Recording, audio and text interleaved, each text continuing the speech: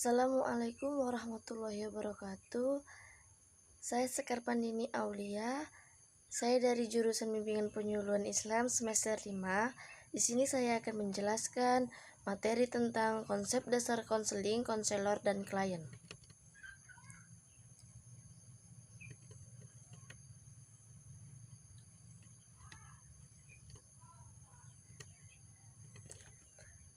Konseling yaitu pemberian bimbingan oleh ahli yang kepada seseorang dengan menggunakan metode psikologis, pengarahan atau pemberian bantuan oleh konselor kepada konselor sedemikian rupa sehingga pemahaman terhadap kemampuan diri sendiri meningkatkan dan dalam memecahkan berbagai masalah.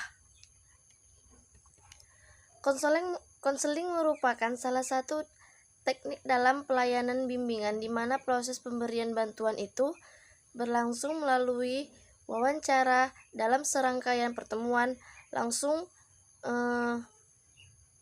dan tatap muka antara guru pembimbing atau konselor dengan klien, dengan tujuan agar klien itu mampu memperoleh pemahaman yang lebih baik terhadap dirinya, mampu mengembangkan masalah potensi yang dimiliki ke arah perkembangan yang optimal, sehingga ia dapat mencapai kebahagiaan pribadi dan kemanfaatan sosial.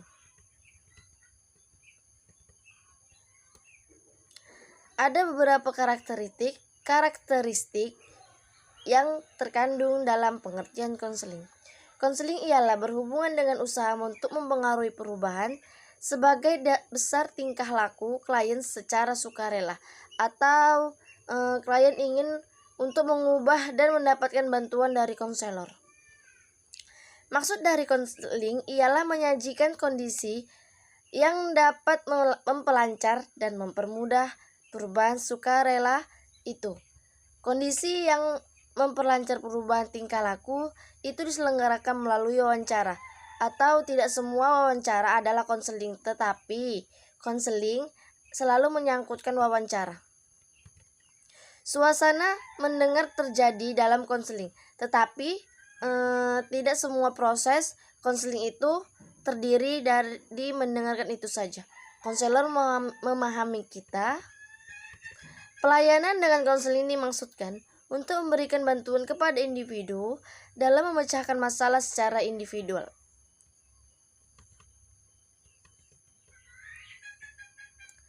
Tujuan konseling yaitu, pada dasarnya konseling memiliki berbagai macam tujuan tergantung pendekatan apa yang akan diberikan kepada klien.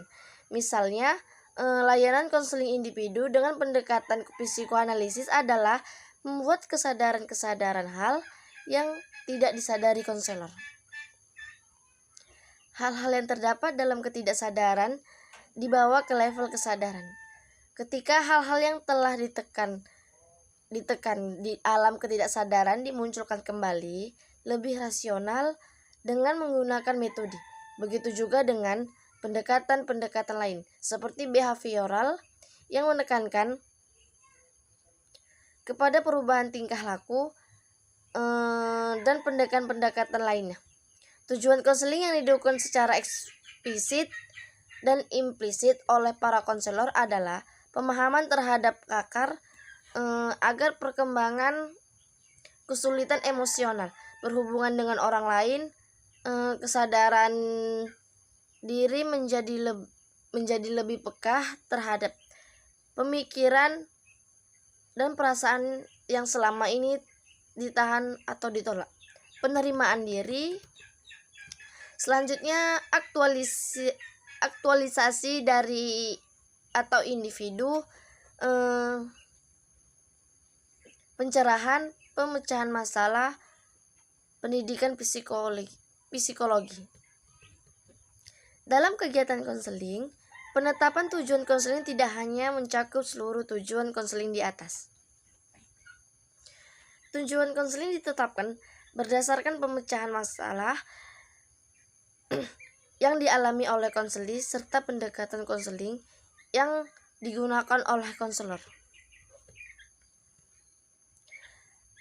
Ada juga tambahan mengenai kegiatan bimbingan untuk anak usia dini memiliki arah atau orientasi untuk mencapai target sebagai berikut.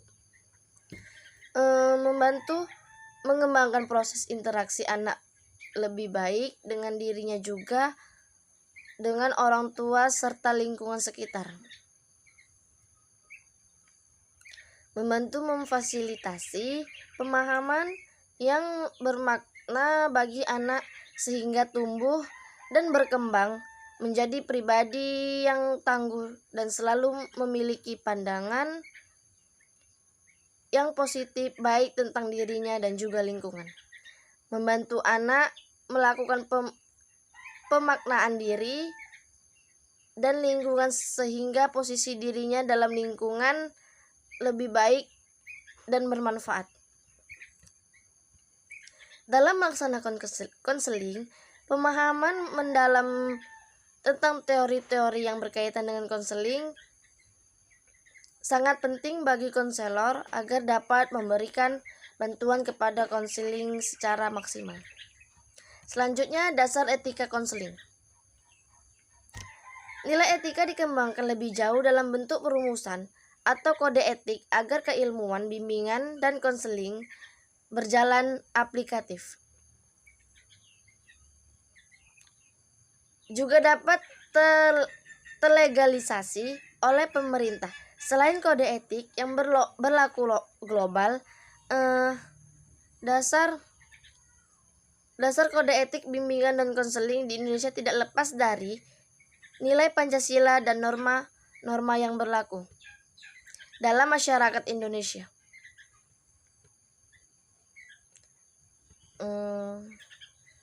Memiliki wawasan pengetahuan, keterampilan, nilai, dan sikap.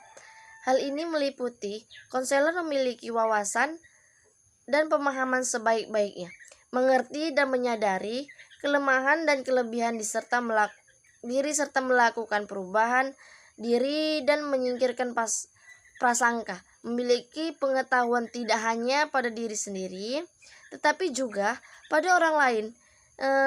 Dari segi keilmuan,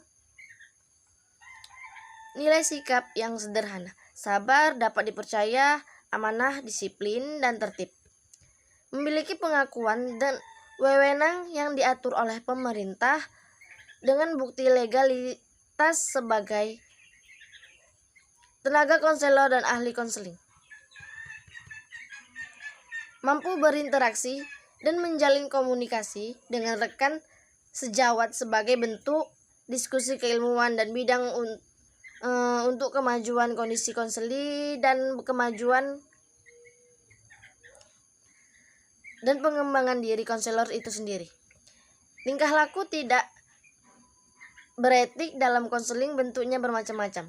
Godaan umum yang dirasakan orang juga dialami konselor.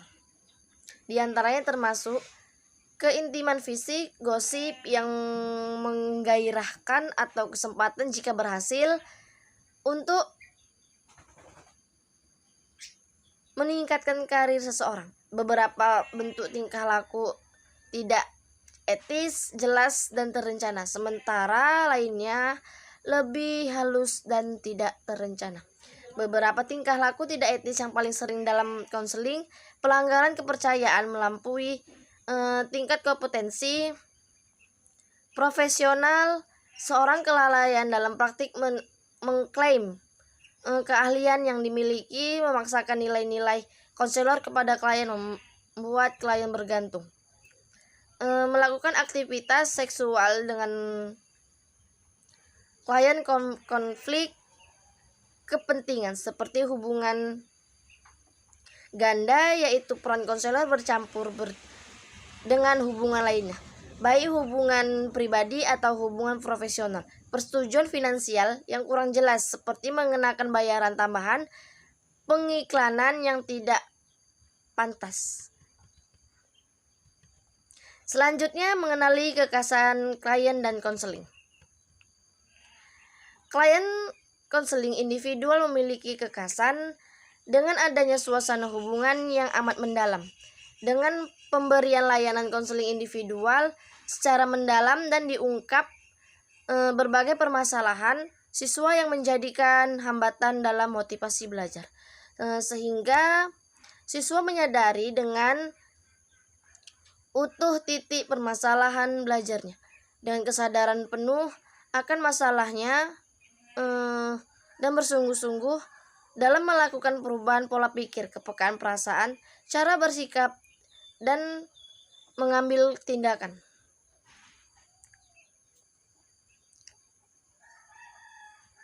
Perubahan pola pikir, kepekaan perasaan, cara bersikap, dan bertanggung jawab terhadap hal-hal yang akan atau telah menjadi keputusannya. Namun, dalam statusnya, pada situasi konseling, klien memiliki banyak kekasan yang harus dipertimbangkan oleh konselor ketika bekerja dengan klien. Adapun cara mengenali kekhasan klien dan konselor yaitu karakteristik klien, kepribadian klien.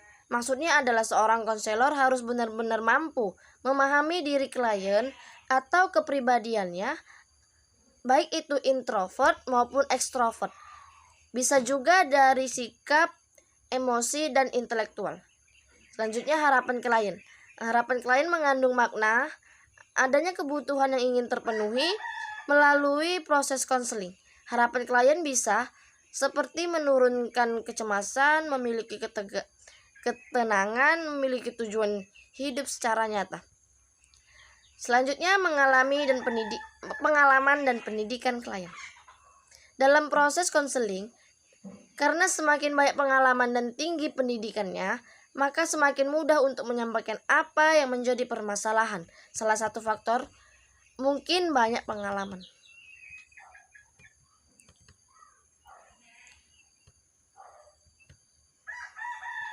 Selanjutnya, efektivitas konseling.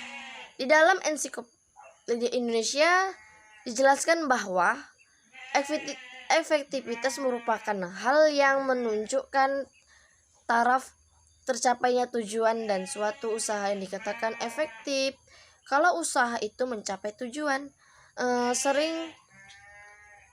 Seiring dengan itu, pendapat lain juga mengatakan bahwa efektivitas adalah pengakuan dalam arti tercapainya sasaran atau tujuan yang telah ditentukan sebelumnya.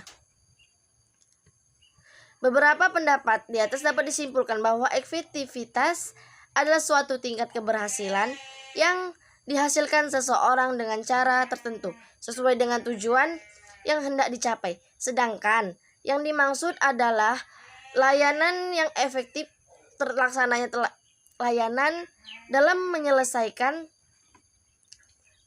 masalah peserta didik sehingga tercapai tujuan layanan tersebut. Sehingga yang menjadi ukur efektivitas layanan yaitu tercapainya tujuan dan hasil yang tinggi. Dan dalam konteks konseling individual, suatu bantuan yang dikatakan efektif apabila mencapai tujuan seperti pengembangan diri yang optimal. Dari penjelasan di atas bahwa pengertian efektivitas dalam konteks pencapai tujuan layanan konseling individual adalah tercapai tujuan layanan konseling individual yaitu mementaskan masalah yang dialami peserta didik dapat mengembangkan dirinya secara optimal. Selanjutnya, komponen pokok dan wawancara awal konseling.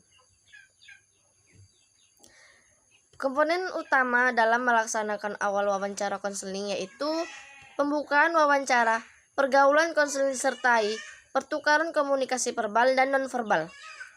Yang pertama sekali, antara konselor dan klien. Pernyataan pertama sangat berarti karena dapat mendukung proses ke depannya. Memperkirakan alasan untuk dengan memasuki konseling. Konselor harus dapat memperkirakan alasan klien datang untuk konseling. Hendaknya karena setiap konseling memiliki alasan-alasan yang berbeda. Menilai pengalaman konseling yang terdahulu. Konseling yang mana yang telah dicobakan kepada klien oleh siapa, kapan, berapa kali, berapa lama, sebabnya, dan apa yang terjadi di dalam konseling tersebut. Bagaimana pandangan klien terhadap konseling atau konselor. Semuanya perlu, karena melengkapi konselor dengan data historis. Yang penting tentang klien yang baru, menolong konselor untuk mengerti bagaimana klien memandang proses konseling, menolong konselor untuk mengetahui lebih banyak bagaimana karakteristik klien, memberikan definisi yang jelas tentang konselor, hendaknya memfokuskan persepsi klien tentang arti dan harapan konseling itu sendiri agar tujuannya tercapai. Menggambarkan hakikat kerahasiaan, konselor hendaknya menekankan asas kerahasiaan yang sangat terjaga sehingga klien dan semakin terbuka. Mencari isi konseling yang berarti pada saat konseling menunjukkan efisiensi kerjanya dan produktif, maka perlu diteliti tingkah laku klien dan konselor yang sedang terlibat dalam konseling tersebut. Mewawancarai nama pada perasaan berulang kali muncul dalam wawancara konseling. Menentukan struktur konseling. Dalam kontak pertama, seorang konselor membantu klien untuk menggunakan struktur konseling seperti tanggung jawab dalam pemakaian waktu konseling, menetapkan apa yang digarap, berapa lama, di mana, dan sebagainya. Baik, cuman itu yang dapat saya sampaikan. Jika ada kurang saya mohon maaf. Terima kasih. Assalamualaikum warahmatullahi wabarakatuh.